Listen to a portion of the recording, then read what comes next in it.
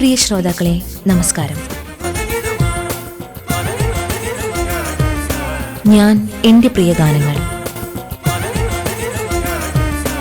ഇന്ന് ഞാൻ എൻ്റെ പ്രിയ ഗാനങ്ങളിൽ അതിഥിയായി എത്തുന്നത് കവിയും ഗാനരചയിതാവുമായ ശ്രീ മുരുകൻ കാട്ടാക്കട.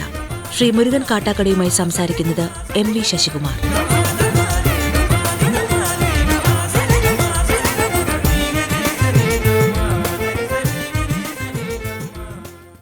ഇന്ന് ഞാൻ എൻ്റെ പ്രിയ ഗാനങ്ങളിൽ അതിഥിയായി എത്തിയിരിക്കുന്നത് കവിയും ഗാനരചയിതാവും മലയാള മിഷൻ ഡയറക്ടറുമായ ശ്രീ മുരുകൻ കാട്ടാക്കടയാണ്. സ്നേഹാദരങ്ങളോടെ ഈ പരിപാടിയിലേക്ക് സ്വാഗതം ചെയ്യുന്നു. Thank you. ഒരു കവി എന്ന നിലയിലാണ് താങ്കൾ ആദ്യം അറിയപ്പെടുന്നത്. താങ്കളുടെ സാഹിത്യ പരിശ്രമങ്ങളെക്കുറിച്ച് ഒന്ന് വിശദമാക്കാമോ? എങ്ങനെയായിരുന്നു തുടക്കം? സാഹിത്യ പരിശ്രമം എന്ന വാക്കാണ് എന്നെ കുഴപ്പിക്കുന്നത്. അതായത് ഞാൻ കുഞ്ഞായിരിക്കുമ്പോൾ പുസ്തകം വായിക്കുമായിരുന്നു. ഒരു 3ാം ക്ലാസ് 4ാം ക്ലാസ് മുതലുള്ള ഓർമ്മ എനിക്കുണ്ട്.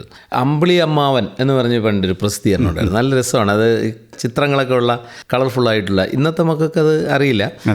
അന്ന് ഈ വിക്രമാദിത്യൻ കഥകൾ ഒക്കെ പറഞ്ഞു, അങ്ങനെയുള്ള കഥകൾ ഞാൻ കുഞ്ഞായിരിക്കുമ്പോൾ വായിക്കുമായിരുന്നു. അപ്പോൾ അതാണ് എൻ്റെ ഒരു സാഹിത്യ ചരിത്രത്തിൻ്റെ തുടക്കം എന്ന് പറഞ്ഞാൽ. ആ ഒരു ബന്ധം വരുന്നത് അങ്ങനെയാണ്.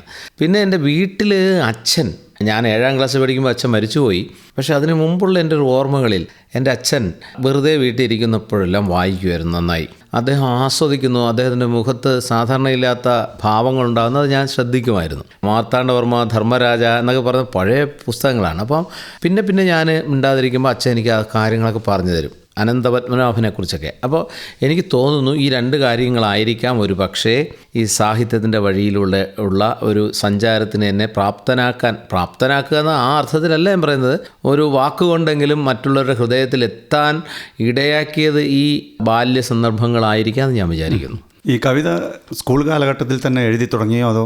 തീർച്ചയായിട്ടും. പിന്നെ ആകാശവാണിക്ക് അതിനകത്തൊരു വലിയ ഒരു പങ്കുണ്ട്. അതായത് ഇപ്പം ഞാൻ ഈ നന്നായി ചൊല്ലുന്നത് എന്തുകൊണ്ടാണെന്നൊക്കെ ആളുകൾ ചോദിക്കും. ഞാൻ ഈ ശാസ്ത്രീയമായിട്ടൊന്നും സംഗീതമൊന്നും പഠിച്ചിട്ടില്ല. പക്ഷേ കുഞ്ഞായിരിക്കുമ്പോൾ വീട്ടിലെ ഏറ്റവും വലിയ ആർഭാടങ്ങളിലൊന്നായിരുന്നു ട്രാൻസിസ്റ്റർ റേഡിയോ. അത് തന്നെ കുറേ കാലം കഴിഞ്ഞിട്ടാണ്. അതിലേറ്റവും എനിക്കിഷ്ടപ്പെട്ട 2 കാര്യങ്ങൾ ലളിത സംഗീത പാഠവും കർണാടക സംഗീത പാഠവുമാണ്. അപ്പോൾ ഇത് രണ്ടും ഞാൻ നിരന്തരമായി കേൾക്കുമായിരുന്നു. അപ്പോൾ ഒരു പക്ഷേ ഈ കർണാടക സംഗീത പാഠം എന്ന് പറയുന്ന അതിഗംഭീരമായ കാര്യം ഞാനിങ്ങനെ കുഞ്ഞായിരിക്കുന്ന കാലത്ത് ആസ്വദിക്കുവാൻ എൻ്റെ ഉള്ളിൽ നിന്നുണ്ടായ ഒരു ഇൻസ്റ്റിങ്ക്റ്റ് ഉണ്ടല്ലോ, അതാണ് എന്നെ ഒരു പക്ഷേ ഈ ശാസ്ത്രീയ സംഗീതം അറിയാവുന്നവരുടെ ഇടയിൽ കൂടെ അതൊന്നും അറിയാതെ തന്നെ ധൈര്യമായി ഉറക്കെ കവിത ചൊല്ലാൻ എന്നെ ഇടയാക്കിയത്, പ്രാപ്തനാക്കിയെന്ന് വിചാരിക്കുന്നു. അതുപോലെ തന്നെ ഈ എഴുത്തിനെ സംബന്ധിച്ച് മലയാള ഭാഷ ഞാൻ ഐച്ഛികമായി പഠിച്ചിട്ടില്ല. അത് പഠിച്ചിട്ടില്ല എന്നല്ല, 10ാം ക്ലാസ് വരെ പഠിച്ചു. അതിന് പ്രീ ഡിഗ്രിക്ക് പഠിക്കുമ്പോൾ മലയാളം സെക്കൻഡ് ലാംഗ്വേജ് ആയിട്ടൊക്കെ പഠിച്ചിട്ടുണ്ട്. അല്ലാതെ മലയാള ഭാഷ ഗൗരവമായി പഠിക്കുവാനുള്ള അവസരം എനിക്ക് കിട്ടിയിട്ടില്ലെങ്കിൽ പോലും കവിത എഴുതാനുള്ളൊരു ആത്മവിശ്വാസം ലഭിക്കുന്നതിൻ്റെ പിന്നിൽ കുഞ്ഞായിരിക്കുമ്പോഴേ ലഭിച്ച ഈ വായനയുടെ അനുഭവവും കുഞ്ഞായിരിക്കുമ്പോഴേ ലഭിച്ച ആകാശവാണിയുടെ കർണാടക സംഗീത പാഠവുമാണ്. ഒരുപക്ഷെ അതായിരിക്കും താങ്കളെ വളരെ സംഗീതാത്മകമായി കവിത ചൊല്ലാൻ പ്രാപ്തനാക്കിയത് അല്ലേ? തീർച്ചയായിട്ടും അങ്ങനെ തന്നെ ഞാൻ വിചാരിക്കുന്നു. കാരണം പിന്നെ കുറേ കാലങ്ങൾക്ക് ശേഷം എനിക്ക് ഈ സംഗീതം പഠിക്കണമെന്നൊക്കെ ആഗ്രഹം വന്ന സമയത്ത് എൻ്റെ നാട്ടിൽ ആമച്ചൽ രവി എന്നൊരു ഗായകനുണ്ടായിരുന്നു. ഗംഭീര ഗായകനാണ്. ഇപ്പോഴും അദ്ദേഹം മനോഹരമായി പാടുന്ന ഒരു മഹാഗുരുനാഥനാണ്. ഞാൻ അദ്ദേഹത്തോട് എൻ്റെ ആഗ്രഹം, അതായത് ഒരുപാട് മുതിർന്നതിന് ശേഷം പറയുകയും കുറച്ച് ദിവസമൊക്കെ ഞാൻ അതിന് ശ്രമം നടത്തി, ഒരു മാസം 1.5 മാസമൊക്കെ അത് ഉപേക്ഷിക്കുകയും ചെയ്തു. പക്ഷേ എൻ്റെ ഉള്ളിലുള്ള ഒരു ഏറ്റവും വലിയ വേദന എന്ന് പറയുന്ന 2 കാര്യങ്ങളാണ്. ഒന്ന്, മലയാളം ഐച്ഛികമായി പഠിക്കാൻ കഴിഞ്ഞില്ല എന്നുള്ളത് എൻ്റെ ഒരു വേദനയാണ്. മറ്റൊന്ന്, പാട്ട് പഠിക്കാൻ കഴിഞ്ഞില്ല, സംഗീത. അത് 2ൻ്റെയും പഠിക്കാൻ കഴിയാത്തതിൻ്റെ വൈരാഗ്യം തീർക്കുകയാണ് ഞാൻ ചെയ്യുന്നത്, എഴുതുന്നതിലൂടെയും ആലപിക്കുന്നതിലൂടെ. അത് ജനങ്ങൾക്കൊരു സൗഭാഗ്യമായി മാറുന്നു. ഒരുപക്ഷെ പാട്ടിനെ ഇഷ്ടപ്പെടുന്നവർ തീർച്ചയായും അക്കാലത്തെ ചലച്ചിത്ര ഗാനങ്ങളെയും ശ്രദ്ധിച്ചു കാണുമല്ലോ. അങ്ങനെ താങ്കൾ ശ്രദ്ധിച്ചിട്ടുള്ളൊരു ഗാനത്തെക്കുറിച്ച് പറയാമോ? ഇന്നത്തെ ആദ്യത്തെ ഗാനം ഏതാണ് താങ്കൾ പറയുന്നത്? സത്യത്തിൽ ഒരു പാട്ടെന്ന് പറയാൻ പറ്റില്ല. ഞാൻ ഒറ്റയ്ക്കിരിക്കുമ്പോഴൊക്കെ പാടണമെന്ന് ആഗ്രഹിക്കുന്ന പാട്ട് അത്ര വലിയ അറിയപ്പെടുന്ന പാട്ടുകളല്ല. നീലജലാശയത്തിൽ ഹംസങ്ങൾ നീരാടും, ആ പാട്ടാണ്. ആ പാട്ട് കേൾക്കുമ്പോൾ എനിക്ക് എന്തോ ഒരു നൊസ്റ്റാൾജിയ ഫീൽ ചെയ്യാറുണ്ട്. തിരുമല എഴുതിയ അതിഗംഭീരമായ പാട്ട്. അതാണ് ഞാൻ ആഗ്രഹിക്കുന്നത് ഇപ്പോൾ ആദ്യം കേൾക്കാൻ. നമുക്ക് ആ പാട്ട് കേൾക്കാം.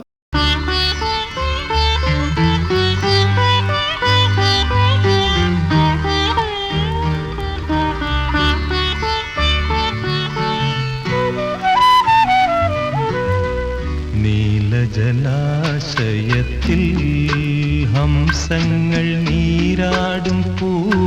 പൂങ്കുളത്തിൽ നീർപ്പോളകളുടെ ലാളനമേറ്റൊരു നീലത്താമര വിരിഞ്ഞു നീലജലാശയത്തിൽ.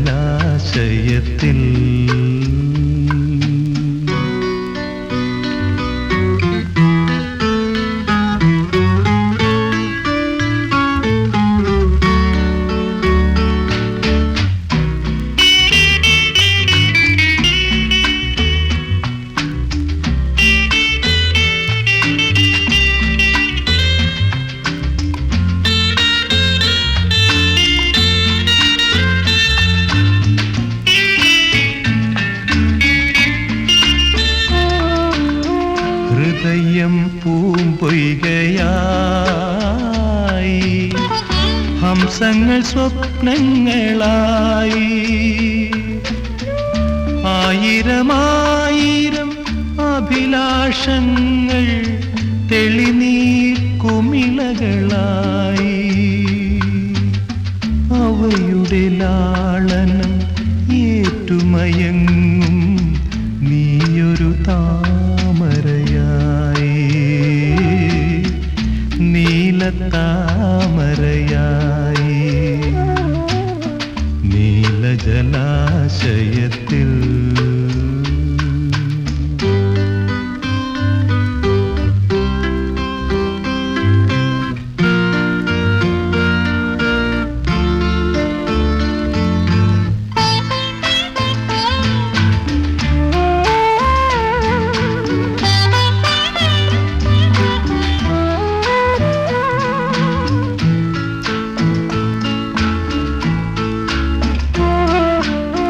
നിമിഷം വാചാലമായി ജന്മങ്ങൾ സഫലങ്ങളായി നിന്നിലും എന്നിലും ഉൾപ്രേരണകൾ ഉത്സവ മത്സരമാടി നിശയുടെ നീലിമ നമ്മുടെ മുന്നിൽ നീർത്തിയ കമ്പളമായി ആദ്യ സമാഗമമായി നീലജലാശയത്തിൽ ഹംസങ്ങൾ നീരാടും പൂങ്കുളത്തിൽ. ഈ കോളേജ് കാലത്തൊക്കെ കവിതാ മത്സരങ്ങളിൽ പങ്കെടുക്കുക, അങ്ങനെ ഒരു മത്സരത്തിന് കവിത ഒരു വേദിയായിട്ടുണ്ടോ താങ്കൾക്ക്? കുഞ്ഞായിരിക്കുമ്പോഴേ ഞാൻ എഴുതുമായിരുന്നു, പക്ഷേ മത്സരങ്ങളിലൊന്നും പങ്കെടുക്കുന്നില്ല. പക്ഷേ കാട്ടാക്കട ക്രിസ്ത്യൻ കോളേജിൽ ഡിഗ്രി 1ാം വർഷം പഠിക്കുന്ന സമയത്ത് ഞാൻ ആലോചിച്ചു ഈ യൂണിവേഴ്സിറ്റി തലത്തിൽ നടക്കുന്ന കവിതാ രചനാ മത്സരത്തിലൊന്ന് പങ്കെടുക്കണമെന്ന്. ഈ എൻ്റെ കാട്ടാക്കട ക്രിസ്ത്യൻ കോളേജിൽ നിന്ന് അങ്ങനെ ഒരു നോട്ടിഫിക്കേഷൻ കണ്ടപ്പോൾ ഞാൻ രചനാ മത്സരത്തിന് കേരള സർവകലാശാലയുടെ രചനാ മത്സരത്തിന് പങ്കെടുക്കുന്ന കോളേജ് തലത്തിലുള്ള മത്സരത്തിൽ ഞാൻ അപേക്ഷ കൊടുത്തു. രചനാ മത്സരത്തെ അന്ന് കോളേജിൽ നിന്ന് മത്സരിക്കാൻ ആരുമില്ലായിരുന്നു, ഞാൻ മാത്രമേ ഉണ്ട്. അതുകൊണ്ട് എൻ്റെ പേരെന്ത് ചെയ്തു, സർവകലാശാലയ്ക്ക് കൊടുത്തു. അങ്ങനെ ഞാൻ കേരള സർവകലാശാലയിൽ മത്സരിച്ചിട്ടുണ്ട്. എനിക്ക് കിട്ടിയ വിഷയം വെച്ചിട്ട് ഞാൻ എന്ത് ചെയ്തു, കവിത എഴുതി. എനിക്ക് 2ാം സ്ഥാനം കിട്ടി കേരള സർവകലാശാലയിൽ. ഞാൻ അത് ആരോടും പറഞ്ഞില്ല, കാരണം എന്നെ സംബന്ധിച്ച് എനിക്ക് തന്നെ ഒരു കരുതലുണ്ടാകണമെന്ന് ആഗ്രഹിച്ചിട്ടാണ് ഞാൻ ആ മത്സരത്തിൽ പങ്കെടുക്കുന്നത്. എസ് ഗുപ്തം നായർ സാർ എൻ്റെ കാട്ടാക്കട ക്രിസ്ത്യൻ കോളേജിൽ വന്നാണ് കാട്ടാക്കട ക്രിസ്ത്യൻ കോളേജിന് ലഭിച്ച യൂണിവേഴ്സിറ്റി സമ്മാനങ്ങൾ വിതരണം ചെയ്തത്. ആ ചടങ്ങിൽ ഞാൻ പോയിരുന്നു, പക്ഷേ എൻ്റെ പേര് വിളിക്കുമ്പോൾ ഞാൻ കയറിയത് വാങ്ങിയില്ല. കാരണം എന്നെ സംബന്ധിച്ച് എൻ്റെ മനസ്സിലുള്ളത് എനിക്ക് കവിത എഴുതാൻ എത്ര ശേഷിയുണ്ടെന്ന് എനിക്ക് തന്നെ സ്വയം വിലയിരുത്താൻ വേണ്ടി മാത്രമായിരുന്നു ഞാൻ ആ മത്സരത്തിൽ പങ്കെടുത്തത്. അപ്പോൾ 2ാം സ്ഥാനം കിട്ടി, മോശമല്ല എന്നൊരു തോന്നൽ. പിന്നെ ഒരു മത്സരത്തിലും പങ്കെടുത്തില്ല. ഇപ്പോഴും ഞാൻ ഒരു പത്രമാധ്യമങ്ങൾക്കും എൻ്റെ കവിത അയച്ചു കൊടുക്കാറേ ഇല്ല, ഇതുവരെ ഇല്ല. പ്രസിദ്ധീകരിക്കണമെന്ന് ഒരു താല്പര്യമില്ല. പിന്നെ എൻ്റെ സുഹൃത്തുക്കൾ ആരെങ്കിലും ആവശ്യപ്പെടുന്ന സമയത്ത് ഞാൻ അയച്ചു കൊടുത്തിട്ടുണ്ട്, അവരത് പ്രസിദ്ധീകരിച്ചിട്ടുണ്ട്. അല്ലാതെ ഒരു പക്ഷേ കേരളത്തിൻ്റെ സാഹിത്യ ചരിത്രമെടുത്ത് പരിശോധിച്ചാൽ അഹങ്കാരത്തോടെ ഞാൻ പറയുന്നൊരു കാര്യം, ഇന്ന് ജീവിച്ചിരിക്കുന്ന അല്ലെങ്കിൽ ഇന്നലെ വരെ ജീവിച്ചിരുന്ന ഇന്ന് ഓർമ്മിക്കുന്ന മലയാളത്തിലെ ഒരു സാഹിത്യ പ്രവർത്തകനും ഏതെങ്കിലും ഒരു പത്രമാധ്യമത്തിൻ്റെ സഹായത്തോടെ അല്ലാതെ ഒരു കവി എന്ന രീതിയിൽ തിരിച്ചറിയപ്പെട്ടിട്ടില്ല, ഞാൻ ഉറപ്പിച്ചു പറയുന്നു. അതിന് കാരണം ആകാശവാണി പോലുള്ള ശ്രാവ്യ മാധ്യമങ്ങളുടെ പിന്തുണയാണ്. അത് വളരെ പ്രധാനമാണ്. ഒരുപക്ഷെ കവിത വായിക്കുകയാണോ വേണ്ടത്, അതോ ചൊല്ലി കേൾക്കുകയാണോ വേണ്ടത്, അതോ കാണുകയാണോ വേണ്ടത്, ഇങ്ങനെയെല്ലാം സംശയങ്ങളുള്ള ഒരു കാലമാണിത്. താങ്കളുടെ അഭിപ്രായം എന്താണ്? എല്ലാ അർത്ഥത്തിലും വേണം കവിത. കവിത എന്നല്ല, എല്ലാ കാര്യവും എല്ലാ രീതിയിലും സംവദിക്കാൻ കഴിയണം. അപ്പം നമുക്ക് 5 ഇന്ദ്രിയങ്ങളുണ്ടെന്നാണല്ലോ വൈപ്പ്. 5 ഇന്ദ്രിയങ്ങളിൽ ഏതെങ്കിലും ഒരു ഇന്ദ്രിയം വളരെ മേൽക്കൈ നേടുന്നതാണ് എന്നൊന്നും ഞാൻ വിചാരിക്കുന്നത്. ചെവി അത്ര ചെറിയ ഇന്ദ്രിയമൊന്നുമല്ല. അപ്പോൾ നമുക്കൊരു കാര്യം ആർജിക്കാൻ ഈ 5 ഇന്ദ്രിയങ്ങളല്ലേ ഉള്ളൂ. അത് ഏത് ഇന്ദ്രിയത്തിലൂടെ ആണെങ്കിലും അത് ആ ആൾ ആർജിക്കുന്നത് എങ്ങനെയെന്നതാണ് പ്രധാനം. അതിപ്പോൾ കണ്ട് വായിച്ച് വേണമെങ്കിൽ ആസ്വദിക്കാം, അല്ലെങ്കിൽ കേട്ട് ആസ്വദിക്കാം, അല്ലെങ്കിൽ വേറെ രീതികളിൽ ആസ്വദിക്കാം. അപ്പോൾ ആസ്വാദനത്തിന് നമുക്ക് പ്രകൃതി നൽകിയിരിക്കുന്ന മാധ്യമങ്ങളിൽ ഇന്നതേ പാടുള്ളൂ എന്നൊന്നും പറയാൻ പറ്റില്ല. അതുകൊണ്ട് കവിത എന്ന് പറയുന്നതിനകത്ത് കവിത ഉണ്ടെങ്കിൽ അത് ചൊല്ലിയാലും, ഇപ്പം ഞാൻ എത്രയോ കവിത എൻ്റെ തന്നെ കവിത ചൊല്ലിയിട്ടുണ്ട്. എല്ലാ കവിത എല്ലാവർക്കും താല്പര്യമില്ലല്ലോ. ഞാൻ എൻ്റെ എത്രയോ കവിത ചൊല്ലിയിട്ടുണ്ടെങ്കിലും കന്നഡ, ബാഗ്ദാദ് അല്ലെങ്കിൽ രേണുക അങ്ങനെയുള്ള കവിതകളെ മാത്രമല്ലേ തിരിച്ചറിയപ്പെടുന്നുള്ളൂ. അത് ചൊല്ലി എന്ന് വിചാരിച്ച് മാത്രം ആസ്വദിക്കപ്പെടും എന്ന് നമ്മൾ വിചാരിക്കാൻ പാടില്ല. അത് ആസ്വാദകനെ അണ്ടർ എസ്റ്റിമേറ്റ് ചെയ്യലാണ്. ആസ്വാദകൻ ഇത് ചൊല്ലുന്ന കവിതയെല്ലാം അങ്ങ് ആസ്വദിച്ച് കളയുമെന്ന് വിചാരിക്കാൻ പാടില്ല. എഴുതുന്ന കവിതകളെല്ലാം അങ്ങ് ആസ്വദിച്ച് കളയുമെന്നും വിചാരിക്കാൻ പാടില്ല. പണ്ടാണെങ്കിൽ പത്രമാധ്യമങ്ങൾ മാത്രമേ കവിക്ക് ആശ്രയിക്കാൻ ഒരേ ഒരു ഇടം, അതുകൊണ്ടത് ആശ്രയിച്ചെന്നേ ഉള്ളൂ. അല്ലാതെ ഏത് രീതിയിലാണോ നമ്മുടെ ഹൃദയത്തിൽ, നമ്മുടെ ജീവിതത്തിൻ്റെ ദുഃഖത്തിൽ, ഏകാന്തതയിൽ, സന്തോഷത്തിൽ നമ്മളോടൊപ്പം ഒരു വാക്കോ വരിയോ നിലനിർത്താൻ കഴിയുക എന്നുള്ളതാണ് ഒരു എഴുത്തുകാരനെ സംബന്ധിച്ച് പ്രധാനം. അതിന് മാധ്യമം ഒരു വലിയ വിഷയമേ അല്ല. ഈ മെഗാ പോയട്രി സ്റ്റേജ് ഷോയിലേക്കൊക്കെ താങ്കൾ പോയത് ഈ ഒരു ആശയം കൊണ്ടാണോ, ഈ ഒരു ചിന്ത കൊണ്ടാണോ? തീർച്ചയായിട്ടും. അതായത് പിന്നെ ഈ കവിത തന്നെ ഇല്ലാതായിക്കൊണ്ടിരിക്കുന്ന ഒരു കമ്പോള കാലത്താണല്ലോ നമ്മൾ ജീവിക്കുന്നത്. ഇപ്പോൾ എനിക്ക് തൊട്ടു മുമ്പ് ഈ കവിതയെ ചൊല്ലലിലൂടെ നിലനിർത്തി പോകുന്ന കവികൾ അനുഭവിച്ചതിനേക്കാൾ വലിയ പ്രതിസന്ധിയിലൂടെയാണ് ഇന്ന് നടന്നു. അന്ന് ഇത്രത്തോളം മലയാള ഭാഷ അന്യവൽക്കരിക്കപ്പെട്ടിട്ടില്ല. ഇന്നിപ്പോൾ മലയാളമേ വേണ്ട എന്ന അവസ്ഥയിൽ കവിതയെ ചൊല്ലി ഹൃദയത്തിൽ എത്തിക്കുക എന്ന് പറയുന്നത് ചെറിയ കാര്യമല്ല. അപ്പോൾ അത് ചെയ്യുന്ന ഒരർത്ഥത്തിലാണ് ഞങ്ങൾ. അതുകൊണ്ട് കവിതയ്ക്ക് ഏത് സ്റ്റേജിലും ഏത് ഇടത്തിലും ഒരു ഇടമുണ്ടാകണമെന്ന് ആഗ്രഹിക്കുന്ന ആളാണ് ഞാൻ. അപ്പോൾ ഇപ്പോൾ ഒരു ഷോകളുടെ കാലമാണല്ലോ. അത് ഈ കമ്പോളത്തിൻ്റെ ഒരു പ്രത്യേകതയാണ്. എല്ലാം ഷോകളാണ്. അങ്ങനെ ഷോയുണ്ട്. ആ ഷോയിലും മലയാള കവിതയ്ക്ക് ഒരു സ്ഥാനം ഉണ്ടാകണമല്ലോ. ഇപ്പോൾ 2.5 മണിക്കൂർ വെറും മലയാള കവിത വെച്ചുകൊണ്ട് ആളുകളെ ഹൃദയപൂർവ്വം ഏത് വലിയ മോബിനെയും ഇരുത്താൻ കഴിയുമെന്ന് മലയാള കവിതയ്ക്ക് തെളിയിച്ചു കൊടുക്കണമല്ലോ. അതുകൊണ്ടാണ് ഞാനിപ്പോൾ എൻ്റെ കവിതകളുടെ 2.5 മണിക്കൂറുള്ള ദൃശ്യശ്രാവ്യ സാധ്യതകളെ മുഴുവൻ പ്രയോജനപ്പെടുത്തിക്കൊണ്ട് ഒരു വലിയ ഷോ ചെയ്യുന്നുണ്ട്, മെഗാ പോയട്രി ഷോ. അപ്പോൾ അതിനകത്ത് 10-30 കലാകാരന്മാർ എന്ത് ചെയ്യുന്നുണ്ട്, ആവിഷ്കരിക്കുന്നുണ്ട്. ഇപ്പോൾ ഞാൻ എൻ്റെ ഒരു കവിത, ഇപ്പോൾ ഉദാഹരണത്തിന് കണ്ണട മങ്ങിയ കാഴ്ചകൾ കണ്ടു മടുത്തു കണ്ണടകൾ വേണം എന്ന് ചൊല്ലുമ്പോൾ അവിടെ വിഷ്വലിൽ ഈ വർത്തമാനകാലത്തെ ദുഃഖങ്ങളെ, പ്രതികരണങ്ങളെ കലാകാരന്മാർ ആവിഷ്കരിക്കുന്നുണ്ടാവും. അപ്പം കവിത കൊണ്ട് തന്നെ ഏത് സമൂഹത്തെയും ആസ്വദിക്കണമെങ്കിൽ ആസ്വദിപ്പിക്കാനും കഴിയണമല്ലോ. അപ്പോൾ അത് പണ്ട് ബെഞ്ചമിൻ സഫയാനി എന്നൊരു ഇംഗ്ലീഷ് കവി, അമേരിക്കൻ കവി ഇത് നന്നായി ചെയ്യുന്നുണ്ട്. അദ്ദേഹമാണ് ഡബ് പോയട്രി എന്ന് പറയുന്ന കൺസെപ്റ്റ് കൊണ്ടുവന്നത്. അപ്പോൾ അദ്ദേഹത്തിൻ്റെ കവിത ചൊല്ലി കൊണ്ടാടുകയായിരുന്നു. കുഞ്ചൻ നമ്പ്യാർ അതാണല്ലോ ചെയ്തത്. സ്വന്തം കവിതയെ കൊട്ടിയാടി കൊണ്ടാടിയ മലയാളത്തിലെ കവിയല്ലേ കുഞ്ചൻ നമ്പ്യാർ. അല്ലെ, കവിത എഴുതി വച്ചിട്ട് അത് വായിച്ചവരുടെ പ്രതികരണം കേട്ടുകൊണ്ടിരുന്ന ആളല്ല അദ്ദേഹം. കവിത എഴുതി വെച്ചു, പക്ഷേ എഴുതിയത് അവിടെ ഇരിക്കട്ടെ എന്ന് വെച്ചിട്ട് അദ്ദേഹം തെരുവിലിറങ്ങി നിന്ന് ചൊല്ലി ആടിയവനാണ് കുഞ്ചൻ നമ്പ്യാർ. അപ്പോൾ കുഞ്ചൻ നമ്പ്യാരെക്കാളും നമ്മൾ കുറച്ച് മുന്നോട്ട് പോകണ്ടേ. അതാണ് ഈ പോയട്രി റിയാലിറ്റി ഷോ. അപ്പോൾ അത് നാടക സാഹചര്യങ്ങളെ, നൃത്ത സാഹചര്യങ്ങളെ, അഭിനയ സാഹചര്യങ്ങളെ, വൈകാരികതകളെ എല്ലാം ഉൾക്കൊണ്ടുകൊണ്ട് ജീവിച്ചിരിക്കുന്ന കാലത്തിൻ്റെ പരിച്ഛേദമായി 2.5 മണിക്കൂർ കവിതയിലൂടെ സഞ്ചരിക്കുകയും ആ സഞ്ചാരം മറ്റുള്ള ഹൃദയത്തിലെത്തിക്കുകയും ചെയ്യുക എന്ന ഒരു പരീക്ഷണമാണ് ഞാൻ ഈ മെഗാ ഷോയിലൂടെ ചെയ്യുന്നത്. അതോടൊപ്പം ആധുനിക സാങ്കേതിക വിദ്യകളെയും പ്രയോജനപ്പെടുത്തുന്നുണ്ട്. തീർച്ചയായിട്ടും. അല്ലെങ്കിൽ നമ്മുടെ ഭാഷ പഴഞ്ചനായി പോകും. എല്ലാ ആധുനിക സാങ്കേതിക വിദ്യയ്ക്കും വഴങ്ങുന്നതാണ് മലയാള ഭാഷ എന്ന തിരിച്ചറിവ് നമുക്കുണ്ടാക്കി കൊടുക്കേണ്ടി വരും പുതിയ മക്കൾക്ക്. അല്ലെങ്കിൽ ഇതെന്തിന് ഈ ഭാഷ എന്നൊരു തോന്നലുണ്ടാകും. ഈ പാട്ടുകളൊക്കെ കേൾക്കുമ്പോൾ അതിലെ സാഹിത്യ ഭംഗിയാണോ അതോ ഈണമാണോ താങ്കൾ ശ്രദ്ധിക്കാറുള്ളത്? അങ്ങനെ ശ്രദ്ധിച്ചിട്ടുള്ളൊരു പാട്ടിനെ കുറിച്ച് പറയാമോ? രണ്ടും ഒരുപോലെ തന്നെയാണ്. പാട്ടുകൾ ശ്രദ്ധിക്കുമ്പോൾ അതിനകത്ത് ഈണം മോശമായതുകൊണ്ട് ശ്രദ്ധിക്കപ്പെടാതെ പോയ എത്രയോ നല്ല വരികളുണ്ടായിരിക്കാം. വരികൾ നല്ലതല്ലാത്തതുകൊണ്ട് ശ്രദ്ധിക്കപ്പെടാതെ പോയ എത്രയോ സംഗീത ശകലങ്ങളുണ്ടായിരിക്കാം. അതുകൊണ്ട് ഇതിന് രണ്ടിനും ഒരു ബ്ലൻഡുണ്ട്. നമ്മളിപ്പം പറയുകയാണെങ്കിൽ ഇപ്പം വയലാറും ദേവരാജനും യേശുദാസും എന്ന് പറയുന്ന ഒരു തൃത്വം അവരൊരുമിച്ച് കൂടുമ്പോൾ ഉണ്ടായ അത് മൂന്നും ഒരേ അളവിൽ സമഞ്ജസമായി സമ്മേളിക്കുന്ന പാട്ടുകൾ നമ്മൾ കൊണ്ടു കിടക്കുന്നുണ്ട്. എന്നാൽ ഇവർ തന്നെ ഉണ്ടാക്കിയ എത്രയോ ചവറ് പാട്ടുകൾ നമ്മളാരും മൈൻഡ് ചെയ്യുന്നുമില്ല. ചന്ദ്രകളവൻ ചാർത്തി ഉറങ്ങാൻ തീരം എന്ന് നമ്മൾ കൊട്ടാരം വിൽക്കാനുണ്ട് എന്ന സിനിമയിലെ പാട്ട്, ആ പാട്ടിനോടൊപ്പം തന്നെ എത്രയോ പാട്ടുണ്ട്. പക്ഷെ അതൊന്നും നമ്മൾ മനസ്സിനകത്ത് നിൽക്കുന്നില്ല. പിന്നെ വേണമെങ്കിൽ കേൾക്കുക എന്നുള്ളതല്ലേ ഉള്ളൂ, അല്ലേ? അപ്പോൾ തീർച്ചയായും സംഗീതത്തിനും സാഹിത്യത്തിനും ഒരുപോലെ സ്ഥാനമുണ്ട് എന്ന് ഞാൻ വിചാരിക്കുന്നു. ഞാൻ തന്നെ എഴുതിയ ചില പാട്ടുകളിൽ ഞാനത് തീർച്ചയായിട്ടും കാണുന്നുണ്ട്.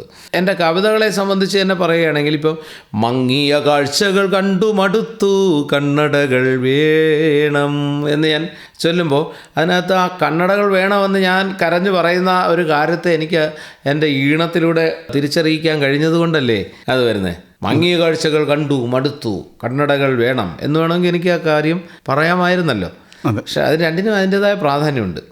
നമുക്ക് ഒരു പാട്ടിലേക്ക് പോയാലോ എന്നോ? തീർച്ചയായിട്ടും. പാട്ടുകളെന്ന് പറഞ്ഞാൽ ഞാൻ ജീവിച്ചിരിക്കുന്ന കാലത്ത് എന്നോടൊപ്പം എഴുതുന്നവരിൽ ഞാൻ റഫീഖ് അഹമ്മദിനെ വല്ലാതെ ബഹുമാനിക്കുന്ന ഒരാളാണ്. അദ്ദേഹം എഴുതിയ കാത്തിരുന്നു കാത്തിരുന്നു പുഴമെലിഞ്ഞു കടവൊഴിഞ്ഞു കാലവും കടന്നു പോയി വേനലിന്ദലങ്ങൾ പോൽ വളകളൂർന്നു പോയി.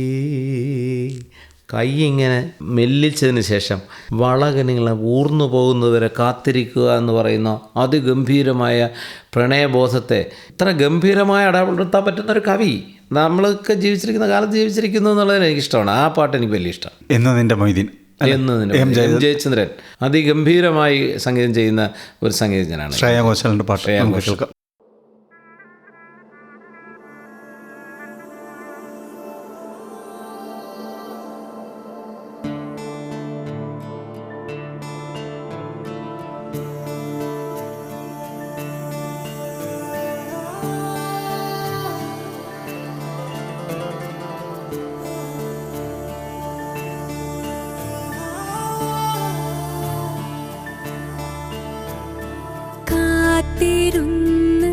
കാത്തിരുന്ന് പുഴമെലിഞ്ഞു കടവൊഴിഞ്ഞു കാലവും കടന്നു പോയി വേനലിൽ ദലങ്ങൾ പോൽ വളകളൂർന്നു പോയി.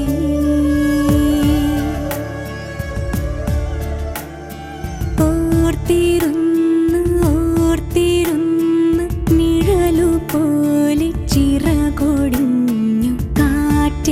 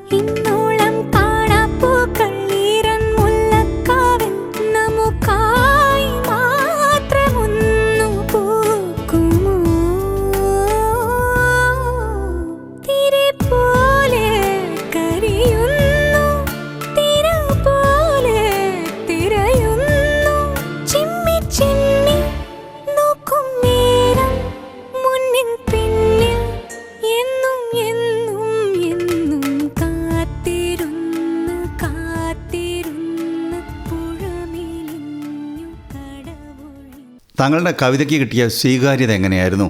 താങ്കൾക്കൊരു അഭിനന്ദനം കവിത ആലാപനത്തിൽ, അതല്ലെങ്കിൽ കവിത കേട്ടിട്ട് അങ്ങനെ ആരെങ്കിലും പറഞ്ഞിട്ടുണ്ടോ ആ കാലത്ത്? അയ്യോ, ധാരാളം. അതായത് ഞാൻ പറഞ്ഞില്ലേ, എൻ്റെ മാധ്യമം എൻ്റെ ചൊല്ലലായി ഞാൻ തിരിച്ചറിഞ്ഞു ഒരിക്കൽ. അപ്പോൾ ഞാൻ ആലോചിച്ചു, എനിക്ക് പറയാനുള്ള കാര്യം പറയാനുള്ളത്, കവിത എൻ്റെ ആയുധമാണ്, ചൊല്ലൽ എൻ്റെ മാധ്യമമാണെന്ന് തിരിച്ചറിവുണ്ടായത് കൊണ്ടാണ് ഞാൻ ഈ കവിത ചൊല്ലാൻ തീരുമാനിക്കുന്നത്. അപ്പോൾ ഏറ്റവും ഗംഭീരമായ ഒരുപാട് പ്രതികരണങ്ങൾ കിട്ടിയിട്ടുണ്ട്, ഇപ്പോഴും കിട്ടുന്നുണ്ട്. ഇന്ന് തന്നെ ഇപ്പം ഞാനിങ്ങനെ അങ്ങയെ കാണാൻ ഇങ്ങനെ യാത്ര ചെയ്ത് വരുമ്പോൾ ഒരാൾ എനിക്കൊരു മെസ്സേജ് അയച്ചിരുന്നു. അതിലൊരു 2ാം ക്ലാസ്സുകാരൻ കുട്ടി ഇങ്ങനെ കവിത ചൊല്ലുന്നു. നെല്ലിക്ക നന്മകൾക്കു നിറം കെടുന്നൊരു കാലമെന്നുണ്ണി, തിന്മകൾക്കു നിറച്ചു വർണ്ണ ചന്തമെന്നുണ്ണി എന്നെൻ്റെ കവിത. അപ്പോൾ അവൻ ഇങ്ങനെ ഉച്ചരിക്കാൻ കഴിയാത്ത ആണെങ്കിലും ഗംഭീര സംഗീത ബോധത്തിൽ അവൻ ചൊല്ലിയിട്ട് അവൻ അവസാനം എഴുതിക്കാണ്, ഇത് ടീച്ചർ അയച്ചു കൊടുക്കണം, എനിക്ക് 1ാം സ്ഥാനം കിട്ടിയെന്നും പറയണം സാറിനോട് എന്ന്. അതാണ്. അപ്പോൾ ഇതാണൊരു പ്രതികരണം. അതായത് മലയാള ഭാഷ തന്നെ പുതിയ തലമുറയിൽ നിന്ന് അന്യം നിന്നു പോകാൻ പോകുന്ന കാലത്തൊരു കുട്ടി അവൻ എൻ്റെ കവിതകൾ 4 വരി ആത്മാർത്ഥമായി ഉറക്കെ ചൊല്ലുകയും അതെന്നോട് പറയണമെന്ന് പറയുകയും ചെയ്യുന്നതിനപ്പുറമുള്ള പ്രതികരണം ഭാഷയിൽ നിന്ന് കിട്ടാൻ ഞാൻ അർഹനല്ല. ഒരു പുരസ്കാരം, അപ്പോൾ അത് ധാരാളം കിട്ടുന്നുണ്ട്. അത് ഞാൻ പല സ്ഥലങ്ങളിൽ പറഞ്ഞിട്ടുണ്ട്. എനിക്ക് ഏറ്റവും വലിയ പുരസ്കാരമായി കാണുന്നത് ദാസേട്ടൻ ഒരിക്കൽ എന്നെ വിളിക്കുകയുണ്ടായി.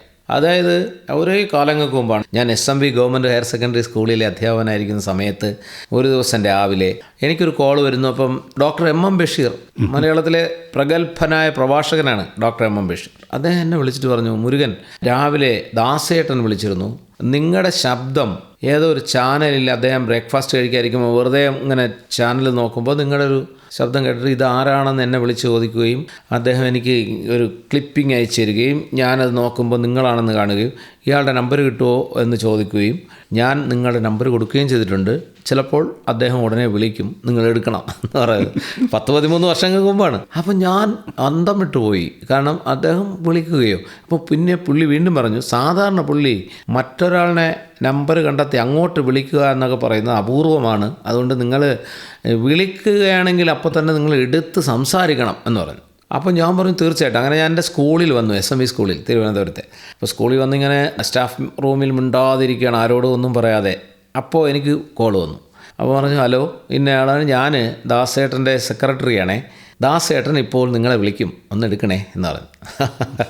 തീർച്ചയായിട്ടും എന്ന് പറഞ്ഞാൽ ഇങ്ങനെ കുത്തിയിരുന്നു. അപ്പോൾ 2 മിനിറ്റ് കഴിഞ്ഞപ്പോൾ വീണ്ടും കോൾ വന്നു, ഹലോ, ഞാനേ ദാസേട്ടനാണേ എന്ന് പറഞ്ഞു. അപ്പോൾ ഞാൻ എന്ത് ചെയ്തു? അപ്പോൾ ഇത് കേട്ട് ആ ശബ്ദം കേട്ട ഉടനെ തന്നെ ഞാൻ എൻ്റെ സ്റ്റാഫ് റൂമിൽ നിന്ന് ഇറങ്ങി മണ്ണുള്ള എൻ്റെ SMV സ്കൂളിൻ്റെ മുറ്റത്ത് ഞാൻ ഇറങ്ങി നിന്നിട്ട് ചെരുപ്പിൽ നിന്ന് കാലുകുറിയിട്ട് ഇങ്ങനെ തറയിൽ ചവിട്ടി നിന്നു അത് കേൾക്കാനേ. അപ്പോൾ അദ്ദേഹം പറഞ്ഞു, ഞാനിങ്ങനെ TV-യിൽ നിങ്ങൾ കവിത ചൊല്ലുന്നത് കണ്ടു എന്ന് പറഞ്ഞിട്ട് അദ്ദേഹം പറഞ്ഞു, നിങ്ങൾ കവിത ചൊല്ലുന്നത് നമ്മൾ ഹൃദയത്തിൽ നിന്നുകൊണ്ടാണ് ചൊല്ലുന്നത്, അതങ്ങനെ നിലനിർത്തണം. അതിനെക്കുറിച്ച് കുറേ സംസാരിച്ചു. അപ്പോൾ എനിക്കാണെങ്കിൽ അദ്ദേഹത്തോട് തിരിച്ച് സംസാരിക്കാനേ കഴിയുന്നില്ലായിരുന്നു, എന്ത് പറയണമെന്നുള്ളത്. അപ്പോൾ അവസാനം ഞാൻ പറഞ്ഞു, എനിക്ക് എൻ്റെ ഭാര്യയ്ക്കും മോനും എനിക്കും കൂടെ അങ്ങേ ഒന്ന് കാണണം. അപ്പോൾ അദ്ദേഹം പറഞ്ഞു, അതൊക്കെ വളരെ നിസ്സാരം കാര്യങ്ങളാണ്. ഈ ചൊല്ലുക എന്ന് പറയുന്നത്, ആലപിക്കുക എന്ന് പറയുന്നത്, അത് ആത്മാവിൽ നിന്നുകൊണ്ട് ആലപിക്കുക എന്ന് പറയുന്നത് വളരെ പ്രധാനപ്പെട്ടൊരു കാര്യമാണ്. അത് നിങ്ങളെ ബോധ്യപ്പെടുത്താനാണ് ഞാൻ വിളിച്ചത് എന്ന് പറഞ്ഞു. അപ്പോൾ എനിക്ക് കിട്ടാവുന്നതിൽ കൊള്ളാവുന്ന ഒരു അവാർഡ് അതാണ് കേട്ടോ. അത് വലിയൊരു അവാർഡാണ് എനിക്ക്. പിന്നെ 2ാമത്തെ ഒരു അവാർഡ് എന്ന് പറയുന്നത്, ഒരു രക്ഷാകർത്താവ് എന്നെ വന്ന് കണ്ടു.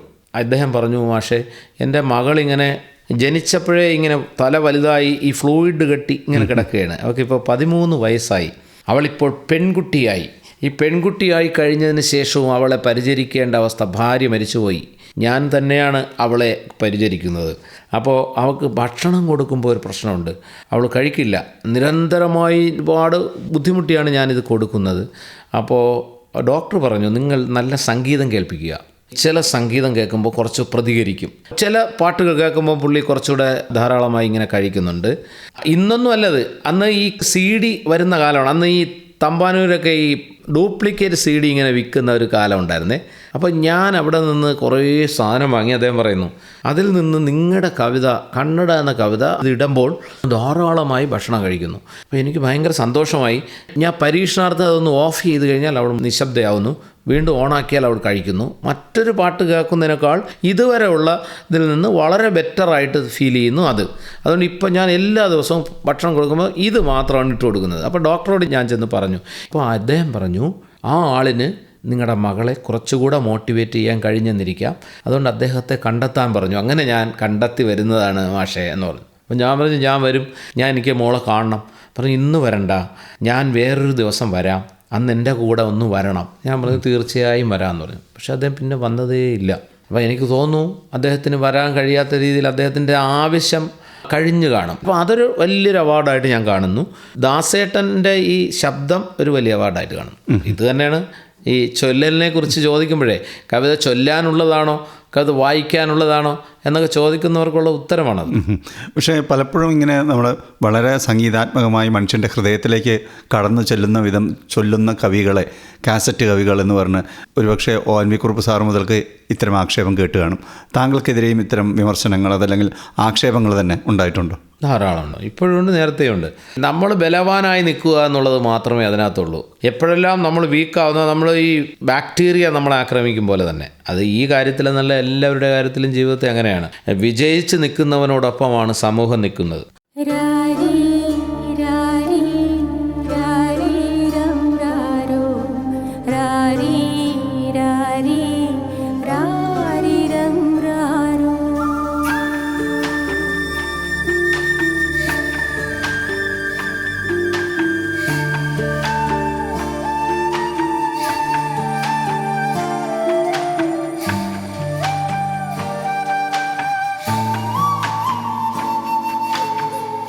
മാനത്തെ മാറിക്കൂറുമ്പേ പെയ്യല്ലേ പെയ്യല്ലേ പൊന്നേ, മാടത്തെ മാടക്കിടാങ്ങൾ വാവുറങ്ങാരോ, വാവാവം പാടിയുറക്കാനില്ലില്ലെന്നമ്മയൻ പൊന്നേ, ചാരത്തെ നോവു താരാട്ടിൽ നീ ഉറങ്ങാരോ, മാമൂട്ട നിങ്കും കൊണ്ടേ മാറച്ചുറന്നെൻ്റെ ചെല്ലപ്പുള്ള നെഞ്ചോരം പാടി ഉറക്കാൻ ഉള്ളം കരഞ്ഞേ ചെല്ലപ്പുള്ള.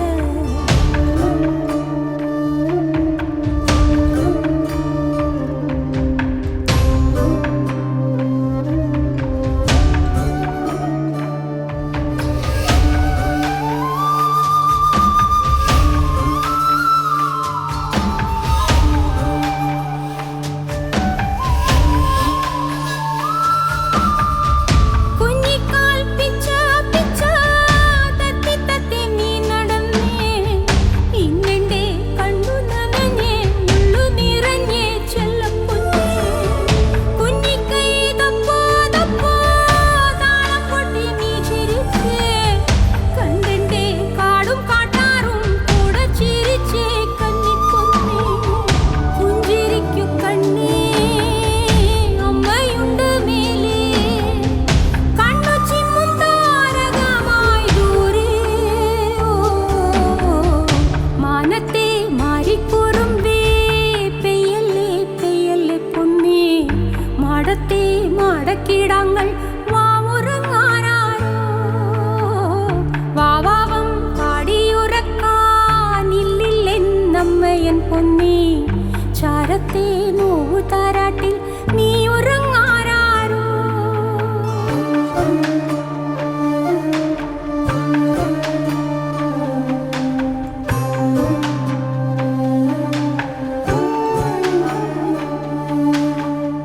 മാനത്ത് രാഗി പാറി കണ്ണേറിയും ചെമ്പരന്തേ, വീഴല്ലേ നിന്റെ നിഴലെൻ്റെ കുഞ്ഞു കുഞ്ഞാട്ടകൾ ഒറ്റയ്ക്കാണേ, മുത്തപ്പന്മാരെ തേവേ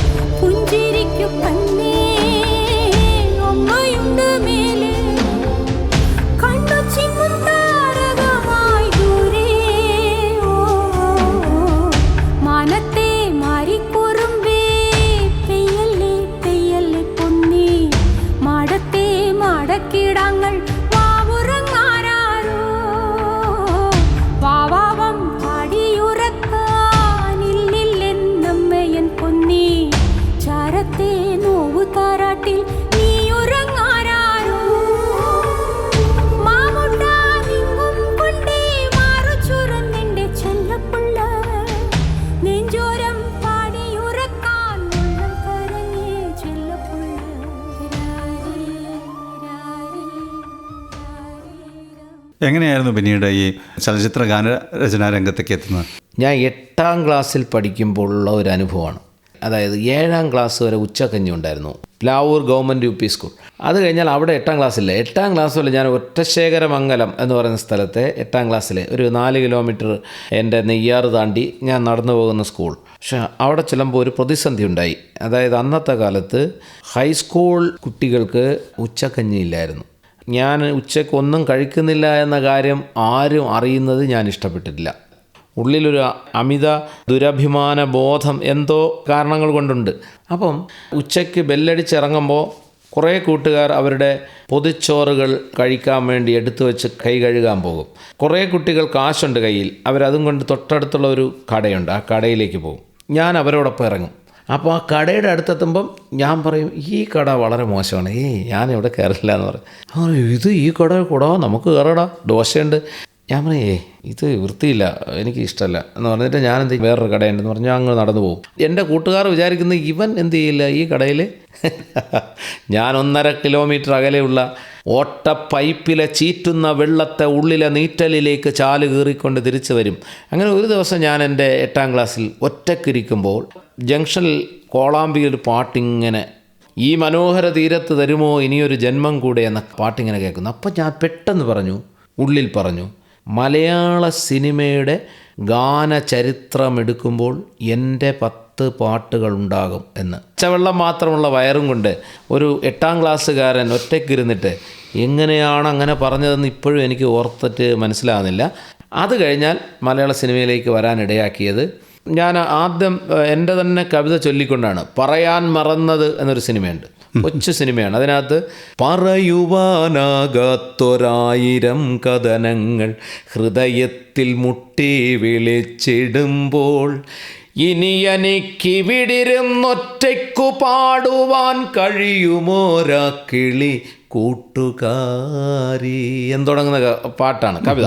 അതാണ് ആ മലയാള സിനിമ. അത് കഴിഞ്ഞാൽ അലക്സ് പോൾ എന്ന് പറയുന്ന സംഗീത സംവിധായകൻ ചട്ടമ്പി നാടെന്ന സിനിമയ്ക്ക് വേണ്ടി ഒരു കഥ പറയാം നിലയില്ല കഥ നാട്ടുകഥ എന്ന് പറയുന്ന പാട്ട് 2009.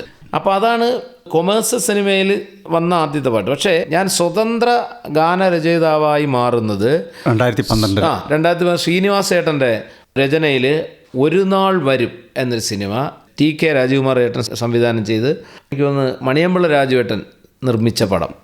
ആ പടത്തിൽ ലാലേട്ടൻ ആണ് നായകൻ. ആ പടത്തിലെ എല്ലാ പാട്ടുകളും എഴുതിക്കൊണ്ടാണ് സത്യത്തിൽ മലയാള സിനിമ. അതിനകത്തെ പാട്ടാണ് മാവിൻ ചോട്ടിലെ മണമുള്ള മധുരമായി മനതാരിൽ കുളിരും നെൻബാല്യം. ആ പാട്ട് പാടിയിട്ടുണ്ട്, MG ശ്രീകുമാറും എല്ലാവരും പാടിയിട്ടുണ്ട്. അതുപോലെ അതിനകത്ത് തന്നെ വേറൊരു പാട്ട്, പാടാൻ നിനക്കൊരു പാട്ടു തന്നെങ്കിലും പാടാത്തതെന്തു നിസന്ധ്യേ, ആ പാട്ട്. അങ്ങനെ കുറേ നല്ല പാട്ടുകളുണ്ട്.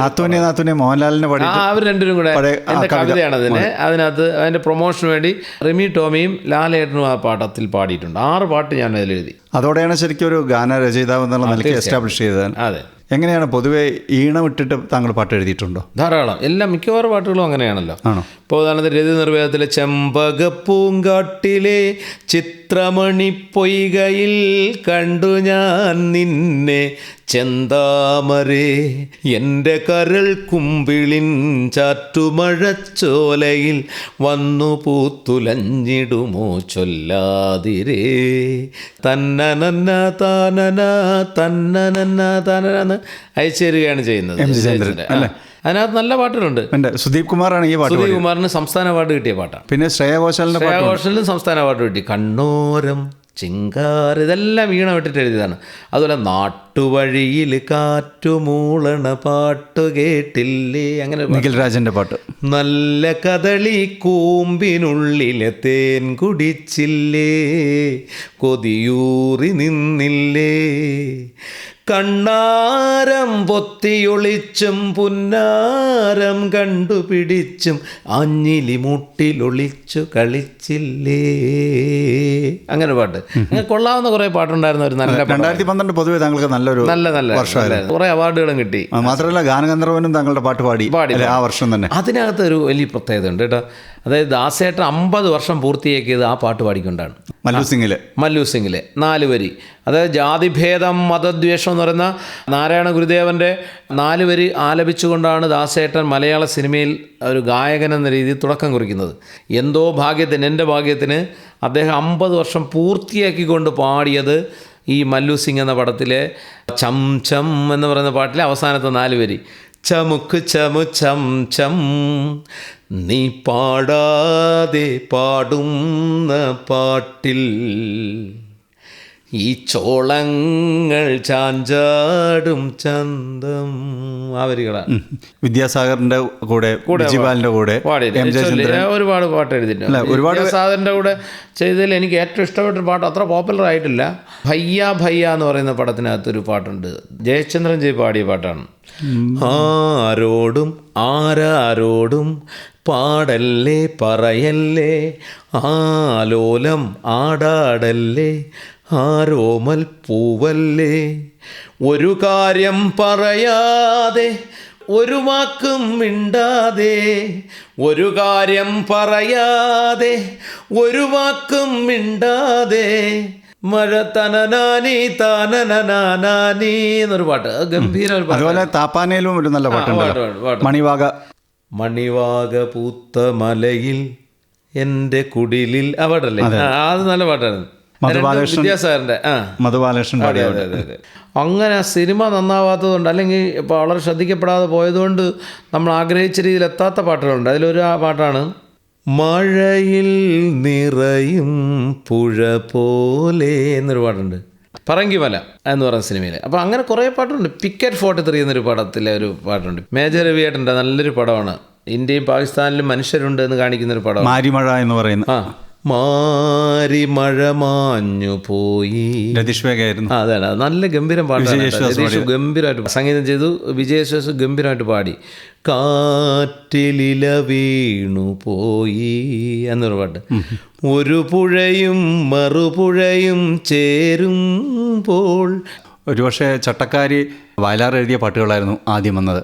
അതേപോലെ രതിനിർവേദം കാവാലം നാരായണ പണിക്കരുടെ തുടക്കമായിരുന്നു. അപ്പോൾ ഇവരൊക്കെ കൈവച്ചൊരു മേഖലയിൽ താങ്കളുടേതായ ഒരു പാട്ടിലേക്ക് പോകുമ്പോൾ എന്തെങ്കിലും ഒരു പരിഭ്രമം അല്ലെങ്കിൽ ഭയം, ആശങ്ക ഒക്കെ ഉണ്ടായിരുന്നു? ഒന്നും ഉണ്ടായില്ല. കാരണം എന്നറിയാമോ, അത് തന്ന ആളുകളുടെ ഒരു പുണ്യം കൊണ്ടും എനിക്ക് ഈ ഒരു ഭാഗ്യമായി ഞാൻ കണ്ടു. അതായത് വയലാറിനെ പോലെ ഒരാൾ എഴുതിയ അതേ സന്ദർഭങ്ങളിൽ പാട്ടെഴുതാൻ അവസരം കിട്ടുക എന്ന് പറയുന്നത് ഒരു വലിയ അംഗീകാരമായിട്ടാണ് ഞാൻ കണ്ടത്. ഒന്ന്. രണ്ടാമത്തെ ഉദാഹരണത്തിന് രതിനിർവേദം എന്ന സിനിമയിൽ പാട്ടെഴുതാൻ എന്നെ TK രാജകുമാരേട്ടൻ വിളിക്കുമ്പോൾ അദ്ദേഹം എന്നോട് പറഞ്ഞു, മുരുകൻ, ഒരു കാരണവശാലും ആ സിനിമ ഒരു പ്രാവശ്യം കൂടി ഇനി കാണരുത്, ആ പാട്ടിൻ്റെ സാഹചര്യങ്ങൾ കാണരുത്, ആ പാട്ട് വീണ്ടും വീണ്ടും ഒരിക്കലും എന്ത് ചെയ്യരുത്, കേൾക്കരുത്, അതുമായിട്ട് ഒരു ബന്ധമില്ല, ഞാൻ പറഞ്ഞു തരുന്ന സിറ്റുവേഷൻ മാത്രം വെച്ചുകൊണ്ട് എഴുതാൻ ശ്രമിക്കണം. അപ്പോൾ എന്നെ വിളിച്ച് അവിടെ കൊണ്ട് ഇരുത്തുമ്പോൾ എനിക്ക് രതിനിർവേദത്തിലെ പാട്ട് ഏതെന്ന് എനിക്ക് മനസ്സിലില്ല. എത്രയോ പാട്ടുകൾ നമ്മൾ എവിടേക്കോ കേൾക്കുന്നു, അത് ഇന്ന സിനിമയിലെ പാട്ടൊന്നും നമ്മളെ മനസ്സിലില്ല. അതുകൊണ്ട് ഒരിക്കലും ഇനി അതിനെക്കുറിച്ച് ചകഞ്ഞ് പോകരുതെന്ന് അദ്ദേഹം എന്നോട് പറഞ്ഞേ. ഞാൻ അതിനെക്കുറിച്ച് ചിന്തിച്ചാൽ അതുകൊണ്ടാണ് ആ പടത്തിൽ അതുമായിട്ട് യാതൊരു ബന്ധമില്ലാത്ത പാട്ടുകൾക്ക് നമുക്ക് ചെയ്യാൻ പറ്റും. അതാണ്, അതുകൊണ്ട് അതൊരു ഭാഗ്യമായി കാണുന്നു. ചട്ടക്കാരിയോ അങ്ങനെ തന്നെ. സേതുമാധവൻ സാറിൻ്റെ മോനാണ് ആ പടം ചെയ്യുന്നത്. അദ്ദേഹവും പറഞ്ഞു, ഇപ്പം ഇന്ന സ്ഥലങ്ങളിലാണ് ചേട്ടാ പാട്ട് എഴുതേണ്ടത്, പാട്ട് സ്വതന്ത്രമായി എഴുതിയാൽ മതി. പക്ഷെ എനിക്ക് ഈണം നേരത്തെ തന്നു. ആ ഈണത്തിനകത്ത് നിന്നുകൊണ്ടാണ് കാറ്റും മഴയും എന്നൊരു പാട്ടുണ്ട്. നല്ല പാട്ടുകൾ എഴുതാനുള്ള അവസരങ്ങൾ കിട്ടി കുറച്ചെങ്കിലും. എനിക്ക് തോന്നുന്നു ഒരുപാട് താങ്കൾ ജോലി ചെയ്തിട്ടുള്ള MG ശ്രീകുമാറിനൊപ്പമാണ്. എങ്ങനെ കൂടുതൽ അടുപ്പമുണ്ടോ? അദ്ദേഹം വളരെ ഫ്രീ ആയിട്ട് പെരുമാറുന്നൊരു ഗായകനാണല്ലോ. അദ്ദേഹവും ഞാനും കൂടെ വൈറ്റ് പേപ്പർ എന്ന് പറഞ്ഞൊരു കുഞ്ഞു പടത്തിൻ്റെ പാട്ട് എഴുതിയിട്ടുണ്ട് കേട്ടോ. അതിൽ ഒന്നും മിണ്ടുവാനാരുമില്ലെങ്കിലും എന്തോ പറയുന്നുണ്ടാരോ എന്ന് പറയുന്നൊരു സുജാത പാടിയതല്ലേ? അതിൽ തന്നെ ഒരു ഡിവോഷൻ സോങ് ഉണ്ടല്ലോ, അമ്മേ ഭുവനേശ്വരി. അമ്മേ ഭുവനേശ്വരി. അപ്പോൾ അതൊക്കെ ഞങ്ങൾ ഒരുമിച്ചിരുന്നിട്ട് ഞാൻ എഴുതിയിട്ട് അദ്ദേഹം ചെയ്തതാണ് ഈ ഒന്നും മിണ്ടുവാനൊക്കെ. അമ്മേ ഭുവനേശ്വരി അദ്ദേഹം എനിക്ക് ട്യൂൺ തന്നു, ഞാൻ അതിനകത്ത് എഴുതിയതാണ്. പക്ഷേ ഈ ഒന്നും മിണ്ടുവാൻ ആരുമില്ലെങ്കിലും എന്ന പ്രണയഗാനം ഞാൻ എഴുതിയിട്ട് അദ്ദേഹം ചെയ്തതാണ്.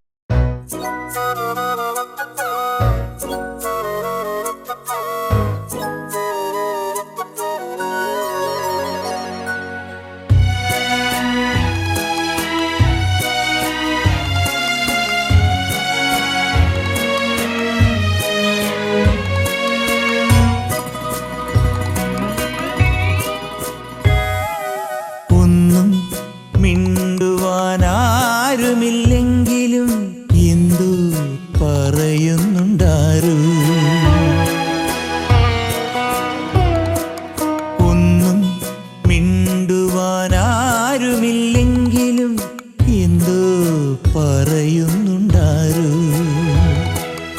ഒന്നും പരസ്പരം പങ്കുവയ്ക്കാനില്ല എങ്കിലും കൂടെയുണ്ടാരോ.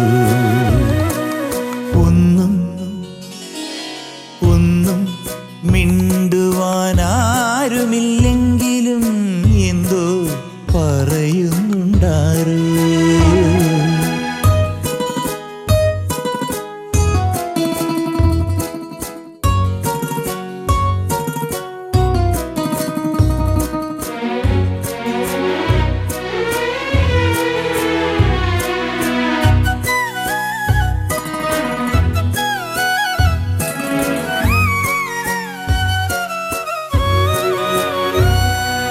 ഒരു വേള കണ്ടു ഞാൻ മിണ്ടി, പിന്നൊരു പാടു കാണണമെന്നു തോന്നി. ഒരു വേള കണ്ടു ഞാൻ മിണ്ടി, പിന്നൊരു പാടു കാണണമെന്നു തോന്നി. ഒരു പാടു കേട്ടെൻ്റെ കാതുകൾ പിന്നെ പിന്നെയും കേൾക്കണമെന്നു തോന്നി. കരിനീല വരയുള്ള മിഴികളിൽ ചേർന്നു നിന്നൊരുപാട് സ്വപ്നങ്ങൾ നെയ്തുകൂട്ടി. ഒരുപാട് സ്വപ്നങ്ങൾ നെയ്തുകൂട്ടി. ഒന്നും മിണ്ടുവാനാരുമില്ലെങ്കിലും എന്തോ പറയുന്നുണ്ടാരോ.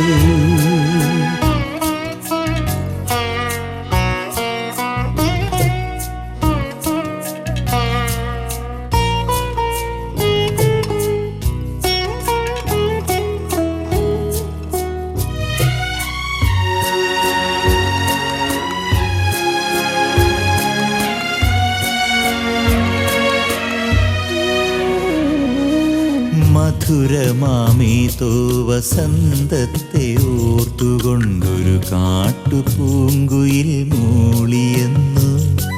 തിരികെ വരില്ലെന്നൊരറിവിൻ്റെ വേദന ചിറകറ്റ പക്ഷിയെ പോലെ തേങ്ങി. ശിശിരത്തണുപ്പിനെ പ്രണയിച്ചുവെങ്കിലും എരിവേനലോർമ്മയിൽ വാടി. ഇല വീണു പോയ മരച്ചില്ലകൾ വീണ്ടും മഴ കാത്തു വെറുതെ തപസ്സു ചെയ്തു. മഴ കാത്തു വെറുതെ തപസ്സു ചെയ്തു. ഒന്നും മിണ്ടുവാനാരുമില്ലെങ്കിലും എന്തോ പറയുന്നുണ്ടാരു. ഇതിനെല്ലാം പുറമെ താങ്കൾ കുറച്ചു കാലം ഒരു ചാനൽ മേധാവിയായിരുന്നു, വിക്ടേഴ്സ് ചാനലിൻ്റെ എഡ്യൂക്കേറ്റീവ് ചാനൽ എന്ന് പറയാൻ വേണമെങ്കിൽ. അതുമായിട്ടുള്ള പ്രവർത്തനം എങ്ങനെയായിരുന്നു? ഇതിൻ്റെയൊക്കെ കൂടെ അതും സംഘടിപ്പിച്ചുകൊണ്ട്. അതെ, നല്ലൊരു സംഘാടകനാണോ താങ്കൾ? അങ്ങനെ പറയാൻ കഴിയില്ല. അതൊക്കെ നമുക്ക് നിമിത്തം പോലെ വന്ന് വിസ്മയം പോലെ ലഭിക്കും നിമിഷങ്ങൾക്ക് അർത്ഥം കൊടുത്ത് ജ്വലിപ്പിക്കണം നമ്മൾ, കടമനിട്ട് പറയുന്നത് അതാണ്. അത് ഈ വിക്ടേഴ്സ് ചാനൽ എന്ന് പറഞ്ഞാൽ versatile ICT enabled resource for students എന്നാണ് എൻ്റെ പേര്, വിക്ടേഴ്സ്. ഇത് ഇന്ത്യ മുഴുവനുള്ളതാണ്, പക്ഷേ കേരളമാണ് അത് ഏറ്റവും ഗംഭീരമായി ISRO കൊടുക്കുന്ന ഒരു പ്രോജക്റ്റാണ്. അതിനെ ഗംഭീരമായ വിദ്യാഭ്യാസ പരിപാടിക്ക് വേണ്ടി ഉപയോഗിക്കുന്ന ഒരേ ഒരു സംസ്ഥാനം കേരളമാണ്. അതിൻ്റെ മേധാവിയായിരുന്ന കാലത്ത് ഒരു ഗുണമുണ്ടായി. കോവിഡ് കാലത്ത് അതിൻ്റെ മേധാവിയായിരുന്നു ഞാൻ.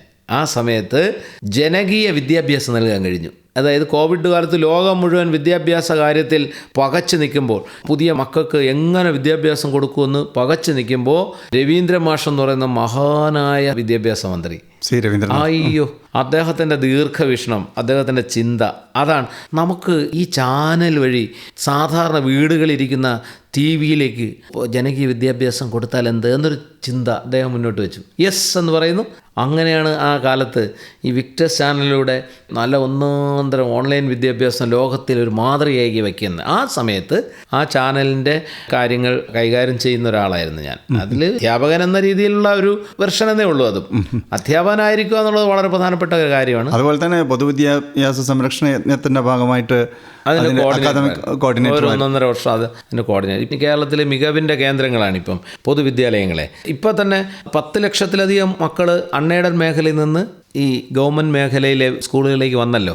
അതെല്ലാം ഈ രവീന്ദ്ര മാഷ് എന്ന് പറയുന്ന വിദ്യാഭ്യാസ മന്ത്രി ആയിരുന്ന അധ്യാപകൻ്റെ ഒരു ഭാവനയാണതെല്ലാം. തീർച്ചയായിട്ടും അതിൻ്റെയൊക്കെ ഗുണം നമ്മുടെ നാട് അനുഭവിക്കുന്നുണ്ട്. അപ്പോൾ അതിൻ്റെയും ഭാഗമായിരിക്കാൻ കഴിഞ്ഞാൽ അഭിമാനിക്കുന്നു ഞാൻ.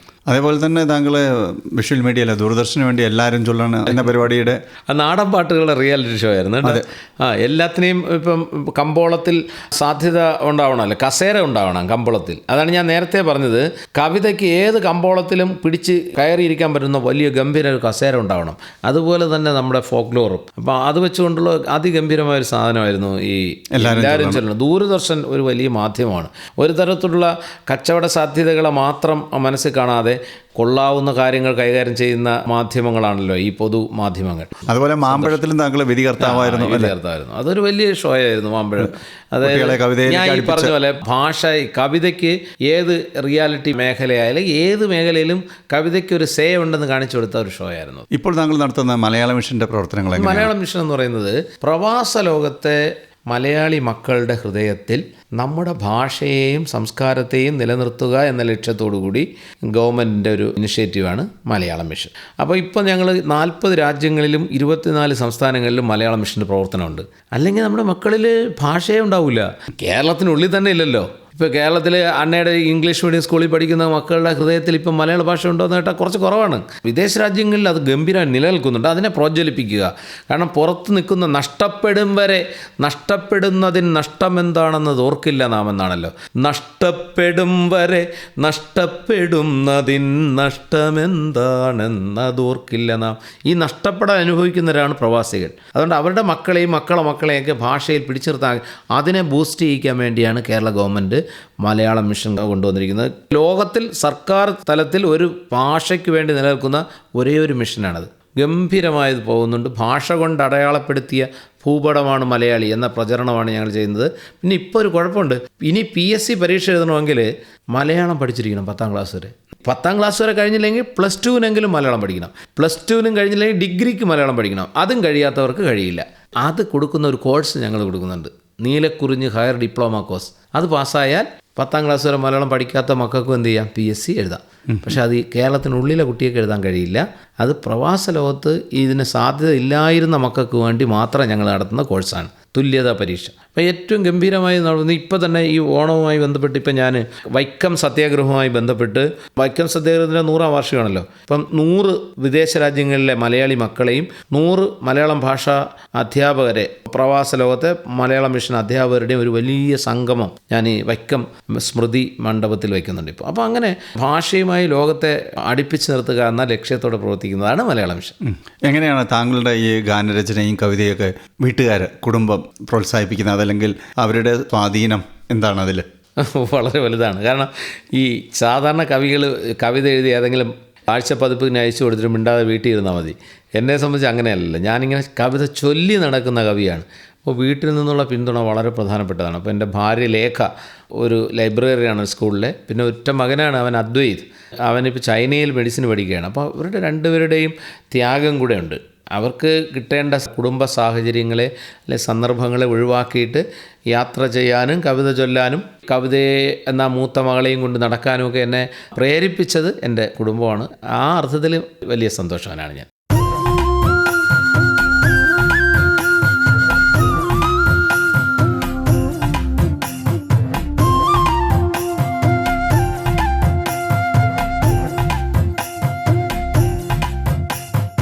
ഒരു കഥ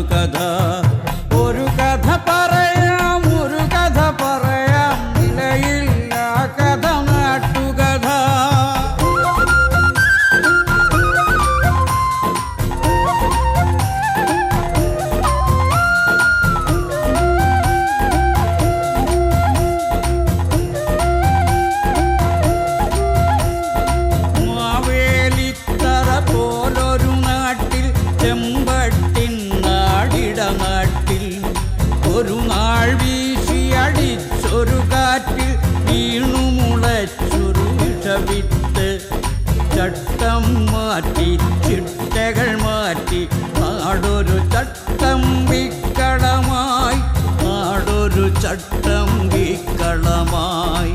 ഒരു കഥ പറയാം ഒരു കഥ പറയാം നിലയില്ല കഥ നാട്ടുകഥ നേരറിവിൻ കഥ നെറികേടിൻ കഥ നേരായുള്ളൊരു നാട്ടുകഥ നേരറിവിൻ കഥ നെറികേടിൻ കഥ അക്കഥ ഇക്കഥ നാട്ടുകഥ.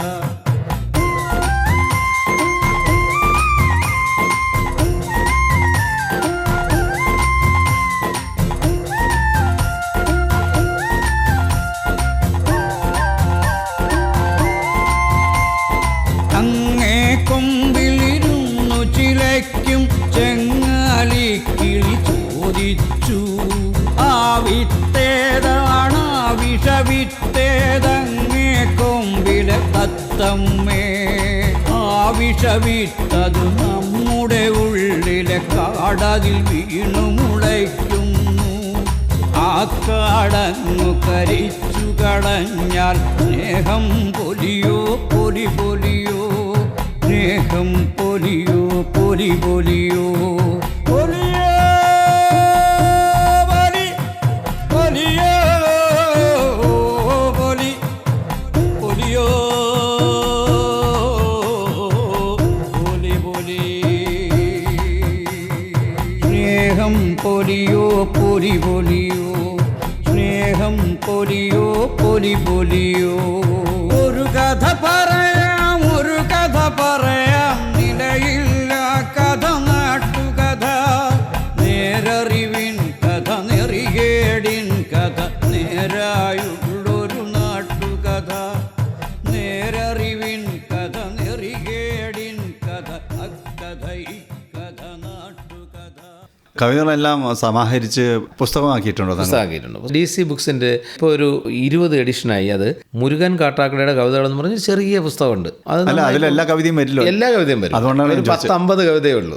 പിന്നെ അതിനുശേഷം എനിക്ക് അങ്ങനെ ഒരു പുതിയ പുസ്തകം ഇറക്കാൻ പറ്റുന്ന അത്ര കവിത എൻ്റെ കയ്യിലില്ല സത്യത്തിൽ. അങ്ങനെ ഒരു വലിയൊരു കവിയല്ല ഞാൻ. പക്ഷേ കുറച്ച് കവിതകളേ ഉള്ളൂ. അതുകൊണ്ട് തന്നെ അങ്ങനെ പ്രസിദ്ധീകരണത്തെക്കുറിച്ചൊന്നും വലിയ കരുതൽ എൻ്റെ മനസ്സിലില്ല. ഇപ്പോഴും കുറച്ച് കവിതകൾ ഇറക്കണം എന്ന് പറയുന്നുണ്ട് എൻ്റെ പ്രിയപ്പെട്ടവർ. പക്ഷേ അത്രത്തോളം കവിതകളൊന്നും എൻ്റെ ഇല്ലെന്നുള്ള ചിന്തയാണ് എൻ്റെ ഉള്ളത്. എല്ലാം കൂടെ ഒരു 100 കവിതയ്ക്കകത്തേ ഞാൻ എഴുതിയിട്ടുള്ളൂ. അതിൽ 10-52 കവിതകൾ ഈ മുരുകൻ കാട്ടാക്കടയുടെ കവിതകൾ എന്ന DC ബുക്സിൻ്റെ പുസ്തകത്തിൽ വന്നിട്ടുമുണ്ട്. ഒരുപക്ഷെ താങ്കളുടെ കവിതകൾ ശ്രോതാക്കളെ സ്വാധീനിക്കുന്നുണ്ട് വളരെയധികം എന്നുള്ള എൻ്റെ തെളിവാണ് താങ്കൾക്ക് കിട്ടിയ ഒരു വധഭീഷണി തന്നെ. ഓ തീർച്ചയായും. അതെന്താണെന്ന് കേട്ടാൽ എനിക്ക് എൻ്റേതായ ഒരു നിലപാടുണ്ടല്ലോ. നമുക്ക് എല്ലാവർക്കും ഉണ്ടാവണമല്ലോ. അത് ശരിയാകാം തെറ്റാകാം. പക്ഷേ അതിനോടുള്ള വിമർശനമായിരുന്നു ഉണ്ട്. നല്ല വ്യക്തിയോടല്ല എന്നോടുള്ള വിമർശനമല്ല. അത് എന്നെ അദ്ദേഹം പിന്നെ അതിനുശേഷം എന്നെ വിളിക്കുകയും അദ്ദേഹം അത് എന്നോട് പറയുകയും ചെയ്തു. ഞാൻ ഈ ഉദ്ദേശിക്കുന്നത് നിങ്ങൾ മുന്നോട്ട് വയ്ക്കുന്ന ആശയങ്ങളെയാണ് ഞാനത്. നിങ്ങൾ എന്നോട് ക്ഷമിക്കണമെന്ന്. അത് പിന്നെ അവസാനം കേസൊക്കെ ആയല്ലോ. അത് വലിയ പ്രശ്നമല്ല. അല്ലേ, നമ്മുടെ നാട്ടിൽ അങ്ങനെ ഒരു പ്രോബ്ലം ഉണ്ട്. കാരണം നിശബ്ദരാക്കുക എന്ന് പറയുന്നത് ഒരു വലിയ കാര്യമായി വരുന്നുണ്ട്. ഒറ്റ അഭിപ്രായം, ഒറ്റ കാര്യം, ഒറ്റ വസ്ത്രം, അങ്ങനെ അല്ലല്ലോ നമ്മൾ പോകുന്നത്. അപ്പോൾ അഭിപ്രായ വ്യത്യാസം ഉണ്ടാകണം. ആ അഭിപ്രായ വ്യത്യാസത്തിൻ്റെ ഭാഗമായി ഞാൻ അതിനെ കാണാനാണ് ആഗ്രഹിക്കുന്നത്. പക്ഷേ അത് അത്രത്തോളം സഹിഷ്ണുതാ സമ്പന്നമാണ് എന്ന് ഞാൻ വിചാരിക്കുന്നുമില്ല. പക്ഷേ എല്ലാവരെയും ഇഷ്ടപ്പെടുന്നു, സ്നേഹിക്കുന്നു. എന്തായാലും ആകാശവാണിയുടെ ഈ പരിപാടിയിൽ വന്ന് ഇത്രയും സമയം നമുക്ക് വേണ്ടി ചെലവഴിച്ചതിന് പ്രത്യേകം നന്ദി പറയുന്നു. Thank you so much. Thank you. Shri Murukan Kattakada അതിഥിയായി പങ്കെടുത്ത ഞാൻ എന്റെ പ്രിയഗാനങ്ങളാണ് ഇതുവരെ കേട്ടത്.